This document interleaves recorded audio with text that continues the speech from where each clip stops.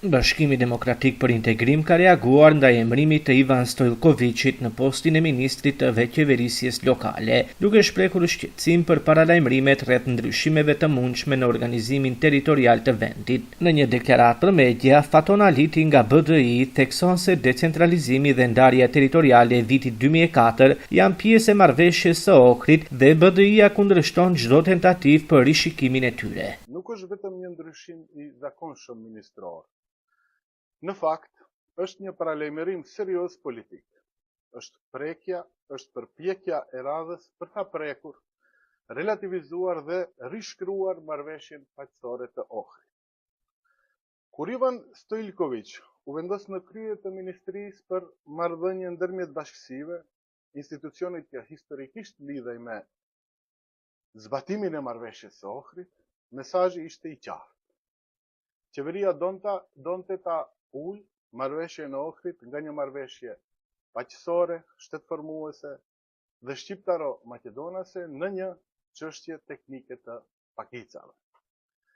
Ky ishte një poshtrim simbolik, por pas simbolikës erdhi veprimi.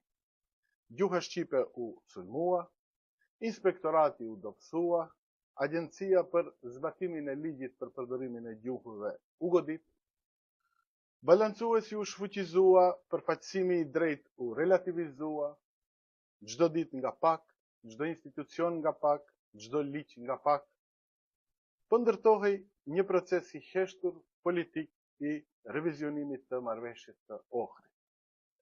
Dhe tani pas 2 vitesh rënimi, fotografia bëhet edhe më e qartë. I njëjti Ivan Stojlković dërgohet në Ministrinë e Veçeverisjes Lokale, jo rastësisht, jo teknikisht, jo administrativisht. Sepse tani në shënjestër është shtylla më e rëndësishme e marrëveshjes së Ohrit pas gjuhës dhe përfaqësimit të drejtë, e ajo është decentralizimi dhe ndarja territoriale e vitit 2004. Ndarja territoriale e vitit 2004 nuk është një hartë komunash në letër. Ajo është pjesë e arkitekturës së paqes. Është mekanizmi që e bëri shtetin më të drejtë, më funksional dhe më të barabartë. Është një nga themelet mbi të cilat u ndërtua bashkëjetesa pas vitit 2001.